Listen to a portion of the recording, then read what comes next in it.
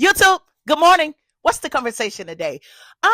We got XXL, best-selling album of all times, UGK 30th anniversary of Ridin Dirty, EJ Jones, Finesse Two Times, Dank Demas, Cardi B, Rod Wave, and much, much more. Let's have a conversation. She says she's been bitten from head to toe. I don't know what been chewing on me, but I know I'm ate up on me. Watch how she up the score, her number 4 play 4. Now, where do I get started? Maybe here. Let's do this. Before there were streams, there were dreams. Before fame, there were purpose. The legends and artists that I speak about today didn't just make songs. They built the culture. They gave millions of us a voice. But a culture doesn't survive because of yesterday. It survives because of every generation choosing to protect it, teach, and pass it forth. If you've been over here with me for a while, I've always talked about pushing the culture. Listen, these are my views and mine only. If your favorite rapper, celebrity, politician, or internet personality catches a stray from my opinion, remain calm. This is commentary, not comeback. Thank you for joining me. I am Miss Tia, and this is the I Am Miss Tia show. Ooh, honey, listen, great topics today. Like I was saying in the open mission vision or whatever, right?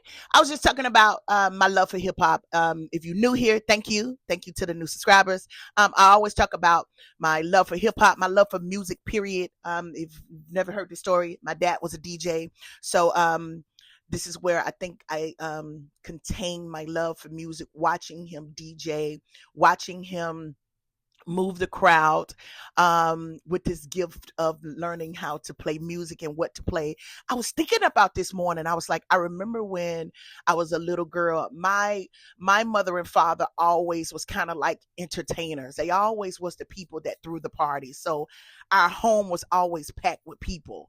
For some reason, I don't know, I didn't pick up that trait, because once I go in the house, I want nobody there. So I don't know, maybe I'm burnt out from having to share my whole childhood with everyone. But anyway, my dad had a gift of being a DJ, and he would know how to play the different music to calm the storms or just bring joy to people. So watching him, once again, let me go back to here. I remember when I was a young girl, when I was a young girl, when the adults party, the young kids went to the back room. So I remember peeping out every now and then and watching the way my dad was able to sway the crowd with music and how powerful music was. I think I learned that early.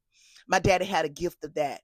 You saw couples that may was fighting, but by the end of spending the night or being at my home with my father and him playing his music and his records, they was kissing by the end of the night. And that kind of shows you the power of music and the people who understand. My dad was one of those people. This week I was thinking about my dad.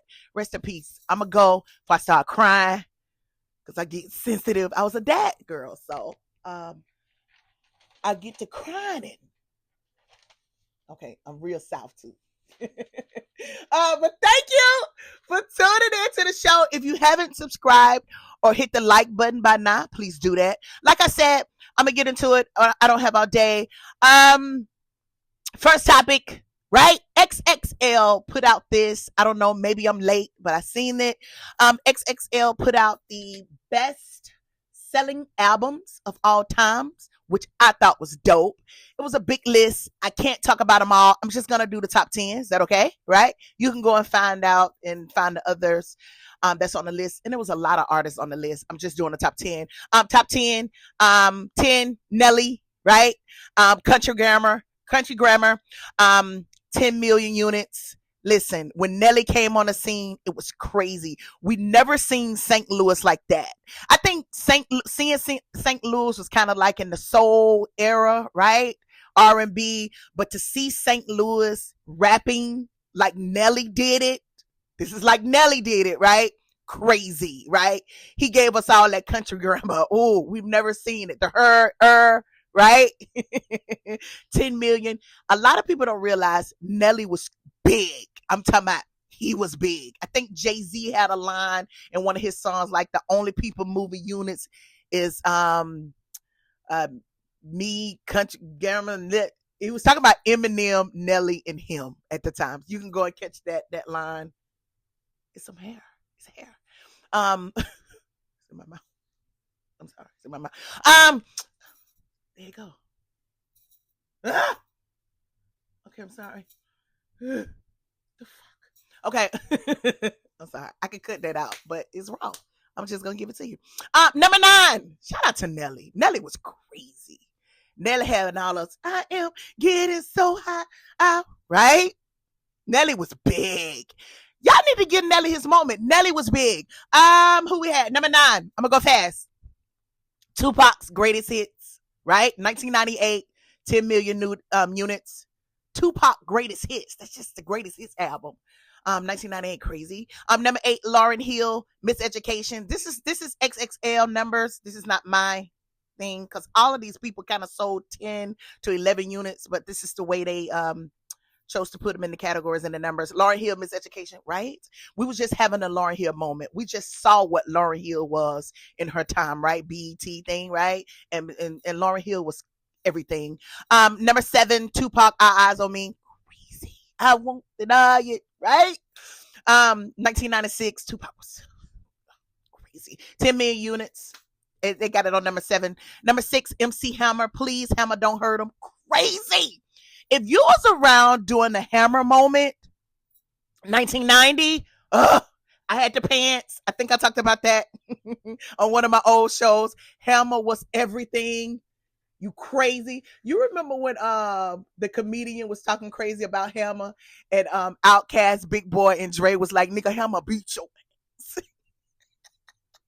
One of the Hammer was everything. Shout out to Hammer. I love you, MC Hammer. I love MC Hammer even to this day. Number 5, Beastie Boys, License to Ill. I don't know if you guys remember this. This was 1986. I think I was 5. But listen, I remember this moment. 10 million units. All I know, I remember seeing these white guys. You got a right to party, right? I remember it was amazing. We don't hear enough from them now. I really wish some of you guys would push a microphone in their face, not with the drama, but just to give us some history of where were they in that moment, young, right, impressionate, getting this hip hop thing, because it's just as like it's infectious now. It was even more infectious in the 80s because it was very new. People didn't understand what it was, but all they knew it was contagious. Beastie Boys gave us all of that. He was really folded Slim Shady. I ain't got to him yet. Number 4, speaking of Slim Shady, right? Eminem, the Marcus Mathers LP, I'm sorry. The Marshall Mathers LP, 2000, right? 11 units sold. Listen, Eminem was a phenomenon himself. Like, I know you guys are really crazy about the people of today, but Eminem was crazy. We never seen anything like that. Like, he took the I hate to say this, Eminem, don't kill me. And for people, he took the white boy thing to another level, right? He's one of those ones who can roam through this culture with no problems, just because the love of hip hop that he have, that we see oozing through him. Number 3, the Notorious Big. Life After Death, right, was one of biggest album. I think 11 million units sold. 1997. This was after Biggie died. They put this album out. Crazy. Listening to this album showed you where Biggie was going, where he could have went, and was going to be crazy. He was featuring and collabing with so many different people. I think that Bone and Biggie song was on that. This Bone and Biggie, that was on that. That R. Kelly, I know everybody mad at R. Kelly, but I'm just saying, in 97, that was crazy, right? To be honest with you, I really like Biggie first album too. Who was the in the morning, right? I love that album. I think I got that Biggie's first album for a Christmas gift from my uncle. I got that album and I got Foxy Brown's album at the time. But anyway, for a Christmas gift when I was younger. Number 2, here we go. Slim Shady again. 2002, with the Eminem show. Listen, do you guys remember when Eminem did the MTV Awards and he had like over 100 Slim Shadys? Everybody had the blonde hair, white looking boys walking through the hallways to the VMAs. Epic! Like a lot of people don't realize, but I think Eminem have the highest sales in music. See, it's a difference. A lot of people, when you see them now, most of this is streaming. Like these artists really had sales, right? See, this is before the streaming era, right? People was literally going out buying music then. So like we really knew that these people were selling. It wasn't no botting. It wasn't too much of botting going on, but it was a lot of sales. And Eminem, I do believe he's the number 1 artist to sell more units than anybody, even to this day. Go look it up. I think I seen that. And number 1, they got Outkast, Speaker Box and Love Below, right? 13 million. Right? 2003. You know, Outkast was one of those groups too. I was just thinking about that too. I was asking somebody, I was like, who from the South just made it that big? And I said Outkast, and I think somebody told me T.I. as well. But Outkast was one of those groups that kind of went, they went crazy. They went crazy from the South. Andre 3000 and Big Boy, right?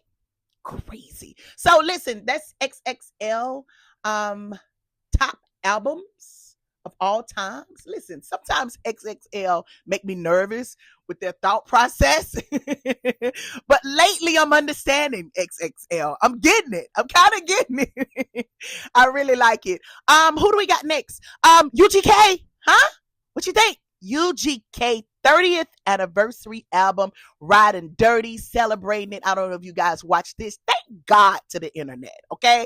Let me just thank you for the internet at this moment, because I can't attend a lot of these monumental shows and things like this. Like, I would have loved to have been in the building to see Bun B celebrate 30 years of just them being in this industry even more. But the album Ridin Dirty, to me, was one of the best albums out of their career. Rest in peace to Pimp C. He's one half of UGK, these underground kings, legendary groups out of the South. If you are in the South, if you're gonna ask about who is the hottest groups out of the South, you're gonna put UGK on your list. That's just what it is. If you ain't got UGK on your list, you ain't from the South. You ain't from the South.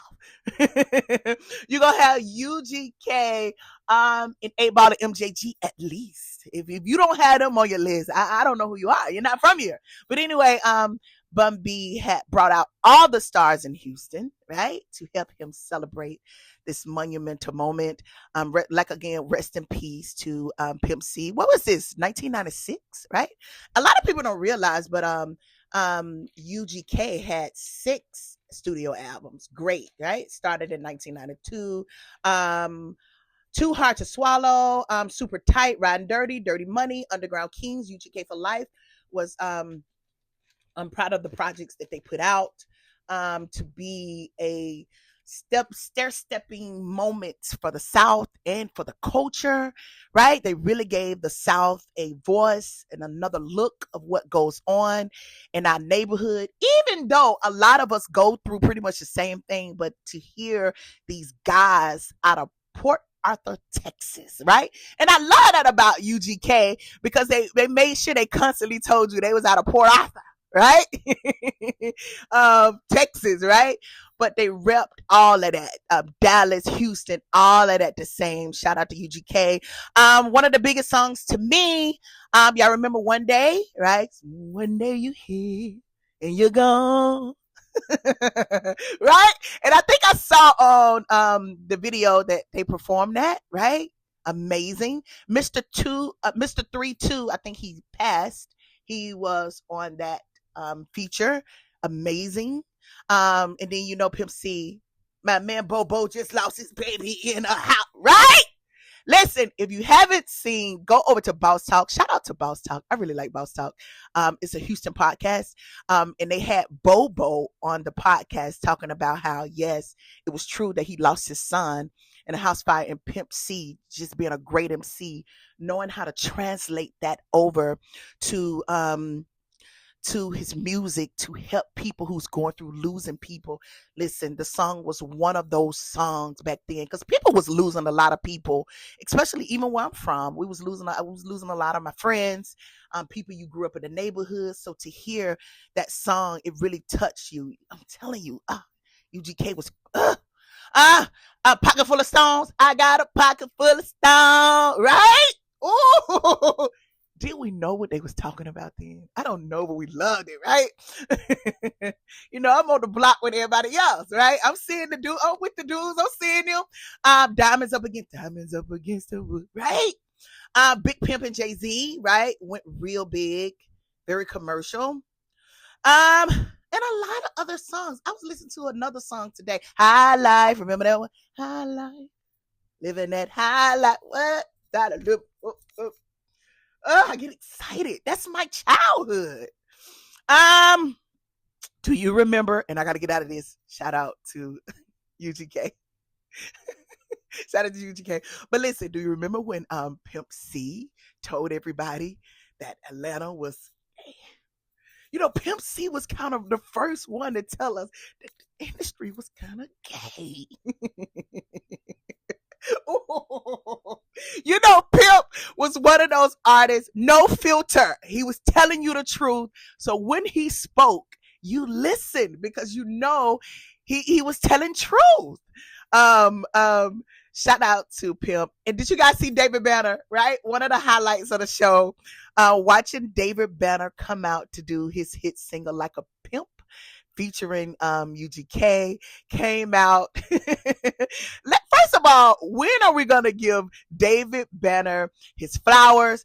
A great producer in the South. I don't want to just put him in the South because David Banner did great songs for people. Remember, he was the production on the Rubber Band Man, Tip, Rubber Band Man, right? That's David Banner.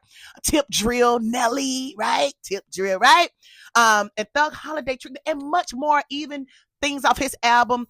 David Banner was really one of those producers that really had his hand on the culture with a lot of songs you guys love today. You don't realize that he was the beats and the thing behind a lot of those songs. So man, just watching Bun B stand on that stage along with his friends to celebrate a monument moment in his career. I love it. Rest in peace to Pimp C. Thank you, Texas, for giving us UGK, a group that I would never forget. One of my childhood favorite groups. Let's talk about something about him. Let's go here. Finesse 2 times. Speaking of an independent artist, right? Finesse 2 times, aka 250 Ricky. I'm going to keep talking about Finesse. I love Finesse. Listen, I'm an Alabamian. Trust me. All right?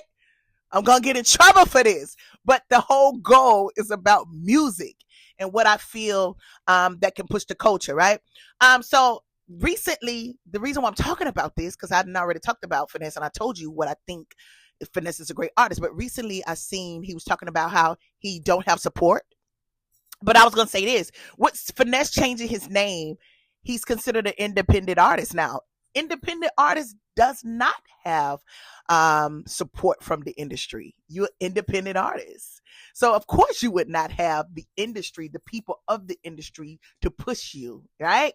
So that kind of I'm like, do Finesse know that? Do you understand that? Do you understand the move that he made? That it doesn't comes with the perks now, right? You really have to be on the ground by yourself. You push it along, which is a great position. I think right now is the best position in the music industry. You can really put out what you want. And just make sure it's quality. I just think it needs to be quality. One of the things I was talking about today, I can't find the statement that I wanted to say, but it was talking about, I think I got it right here. It was talking about the artists of the day. I was wondering, are they artists that protects the culture? Are they artists that would teach through the culture? Are they here to pass the culture down to the next? Like what's the What's the reason? What's your motive being an artist in this time? I think, and I think I heard somebody say this. You have a responsibility as an artist. If you love this culture, right? If you love this culture, you have a big responsibility as an artist, as a spectator, commentator, whoever, to speak positive and great things to help uplift the culture, to continue the culture. I hope I'm saying it right. Maybe that's too much, but do you understand what I'm saying? So even to artists now, I question a lot of them. Why are you here? Are you here to push the culture so you can pass it down to the next generation? And you want to make sure you passing it down in care, right? In good care, right? I think a lot of artists missing that. They don't understand that. I think back in the 80s, a lot of those artists, they loved it so much. When they passed it, they passed it with love. They probably didn't understand it, but I think we need to focus on that. Okay, let me go. So that's my question to Finesse. You're independent now. No one's coming to save you. You have to get it by yourself, and he's doing a great job with it, right? He talked from his perspective. He's a guy from the streets. I wanted to say that too. You got the streets, Finesse. What else do you want? The streets is more powerful than the industry at this moment, because the streets is saying this is what we want. We want to hear this. And we have that power now. We have that control now. What did I say? I said, Finesse, you broke the matrix. And breaking the matrix is not a happy thing for people of control. They don't like it. They want you to fall in order. A lot of people, I was asking around, I was like, what do you think about Finesse? And a lot of people, just people from the streets, they were just like, Finesse don't take accountability. Like they know Finesse, right? But they said the music good. So think about that, Finesse. A lot of people say other things, but they said the music is undeniable, right? He pours his heart out with his music. So you get that part and that business part, which is kind of hard for a lot of people. He's gonna be great. Do I believe he's better than Moneybagg Yo? Yes. I'm not saying Moneybagg Yo ain't good, but I do believe Finesse is the better artist, which I think right now they're in competition with the iTunes trending topics. And as the last time I seen, I think Finesse kind of beat Moneybagg. I think he's number 4 now. I don't know. I didn't go back and check, but I love it. I love the camaraderie, right? Because I think they grew up together, so that's a thing too. But I heard something. I heard that Finesse was ready to sign again. Why? I do know being independent, doing this thing on your own could be very hard, but you know it's not for the weak. And being independent is not for the weak. You really have to be strong, but I think you could do it. And I think this is the time for artists of today to really walk in this independent thing away from the industry, because the industry wants to control you. They want to tell you what to put out, what to say, how to say it. Like, you guys ought to be tired of that. We had some bad moments with that. I think this is a great time where now you can put out the music you want to put out. And then my thing is, just make sure the music is the type of music that could carry the culture over into the next moment. You want that kind of music. You want music that would live for a long time. You don't want to just make music to be making. You want music that will live for a while. So keep that in mind. So shout out to Finesse. I think you're a great artist. I can't keep telling you that. I can't keep babying you. You're a great artist. Shout out to Finesse. I like Finesse. Dank Demas. Did you guys see Dank Demas? This was crazy. Listen to this. Dank Demas, she said she's angry with the city of Detroit for turning her Lyft lawsuit into a joke. She said the city, she said after the driver refused to let her enter the vehicle over concerns about his tires, right? If you don't know, Dank Demas is kind of a woman on the healthier side, right? So recently she had a situation with an Uber Lyft. And the Uber Lyft driver said, hey, I'm sorry, you kind of too big to sit in my car. You would have to order a luxury vehicle, maybe a SUV. She took it upon herself to feel like she could sue because she felt like that was discriminating due to her size. I don't know. She may have a lawsuit. I don't know. But I do believe this. I felt like, I'm going to say this, and I may be wrong, But I felt like even if the Uber driver felt like he couldn't transport her due to the size, he should have said, okay, let me figure out a way to get you another ride. I think Lyft should be maybe responsible for some of it. And then even Damas, being a woman on the bigger side, always, you got to get a bigger vehicle, point blank period. So I think this is the way she may lose, because it's still her responsibility to say, hey, I'm over a certain amount of weight, I may need to order a SUV. So this is where she may kind of lose the lawsuit due to the weight requirements of each vehicle. I don't know, but why is she mad at the city? Girl, right? She said this. She said, I feel like my city let me down. Oh, dank. No. Next time, order an SUV due to your weight, right? Shout out to Dank. I like her. I think she's a great artist. I think she could be good too. Cardi B, let's go here. Cardi B back in the news, right? Leave Cardi B alone. Content creator Samara, I hope I'm saying her name right. She posted a video complaining about Old Navy using Cardi B in their new campaign after a past media beef between Cardi and the young lady Samaya. Listen, when I seen this complaint, I looked at the lady Samaya. I felt like, okay, Samaya, this is kind of personal with you and Cardi B. You got to be careful. You putting Old Navy in it. Old Navy is about the corn, honey. And if it's using Cardi B because she's popping right now, this is what Old Navy's gonna do. But let me tell you something, Samira. It's so good now. The internet have made everybody to where you can come up off whatever. Put you on some jeans, girl, that you found from Shein, that plus size women may look good at, and you model them hoes up on your channel, and you let the big girls know that we can come over there and get the jeans because you got them. Because you the plus size and this is how they fit. See, you can make your own commercial, Samara. You ain't got to be trying to mess with Cardi B and Old Navy. You put the, because see, I like to see a fat girl in jeans. That's going to convince me that I can wear them. Because I see a fat girl in them. So you go put the jeans on your channel. I'm going to come over there and watch it. And if they look good on you, I'm going to buy them. Just because I see you in them because you a fat girl. I love it. Don't be scared. Don't be mad. Put your jeans on your... Do you know how much money those girls make over there on YouTube trying on clothes? I love it. I just sit back and I watch them. I be like, let me see how I look with that on. Ooh. Ooh. Right?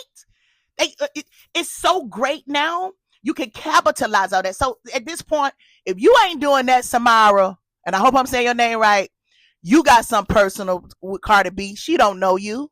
Cardi B getting her money. Y'all leave Cardi B alone. Let her have a moment. Who we got? My time is going. Malice, right? Malice, one half of the Clips, one of my favorite groups, right? I'm still listening to the Birds Don't Sing Clips. I'm still listening to the Birds Don't Sing. Okay, Malice was out this week. I think I saw this article on his page. He was at a restaurant called the Wiener Circle, a famous hot dog spot in Chicago, Illinois, right? And the people from the hot dog place said Malice didn't pay for the hot dog, right? A $9 Polish sausage. But anyway, so, now we're in the viral moment. Even if Malice was told he didn't have to pay, which in the video he showed that the young lady said it was on her, people looking for a moment. So, and we don't care about the moment. We'll lie. People will lie just to have the moment. And I just felt like it was kind of bad on the Wiener Circle to have an employee to do that, right? First of all, when you watch the video, the young lady was cussing so bad to the point that I was like, wait a minute. I probably would have turned around. But Malice being such a great sport, right? He walked right on in there because I think this is the etiquette of the restaurant. They kind of cuss you out before you get to the front to buy your Polar dog. But I come from the place where you wasn't mad in the kitchen. You don't be mean in the kitchen. Is that you? Right? Is it just me? Is that a South thing? You don't, your mama used to say, don't be angry while you're cooking. You make the food mad. You make the food nasty, right? So automatically I was turned off. I probably wouldn't have ate because in my mind, I'm thinking of a tradition. You don't be angry in the kitchen. You're happy in the kitchen. So y'all didn't know that, didn't. I learned you something today. But Malice, being the great sport he is, he went, got his hot dog.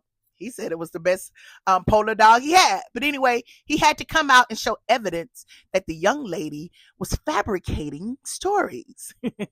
Shout out to Malice. Great sport. But I'm going to say this to Malice. Be careful always feeling like you have to prove this crowd wrong.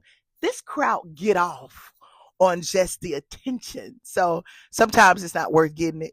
It's not worth giving it to him. But shout out to Malice in the clips. Great. Let's get to this. Rod Wave. All right, let me get out of here. Rod Wave, right? Rod Wave got a crowd and an audience of his own. People love his music. A lot of people say it's sad music, but for some reason he's very successful. And also, not only just in music, he's being very successful in his touring. Rod Wave booking and touring logistics are heavily coordinated through mainstream touring. His own independent touring enterprise company. Recently, he been known for helping Kanye with the SoFi Stadium. That was his touring company promoting. Shout out to Rod Wave doing something that a lot of artists haven't figured out beyond the music. I love it. It really shows that the new artists now are able to go beyond the music and be entrepreneurs in different ways in this industry, in this music thing, and being very successful. I think I heard something. He said something about the reason why he started this touring company. It was with himself. He chose to promote himself. He chose to do everything on his own. Once again, independency. A lot of people can't do it, but for some reason, Rod Wave have figured out a way, and also he's helping others. And salute to Kanye. I know y'all hate that, for choosing Rod Wave company to even help him through his situation, because Kanye is doing a lot of his stadium runs alone, right? Independent. He's doing it trial by trial. I think I seen some. He's not doing the traditional way. He's doing a lot of his stuff by trial basis, right? Through custom partnerships and boutique operations. Kanye has really been a trailblaze with that. So if you get over the other stuff, you can see what these young men in this industry is doing for self independently. I love it. I think it's amazing. Before we get out of here, did y'all see my brother's pictures? Did y'all see my brother pictures? The boy is shy, baby. Ooh. Thank y'all so much for tuning in. Listen, I do got an outro. These are my opinions, not universal facts. This channel is built on commentary, conversation, and culture. Agree or disagree, you're welcome here. Thank you. Before you leave, hit the like button and leave a comment. I'll see y'all next week. Thank you. Bye.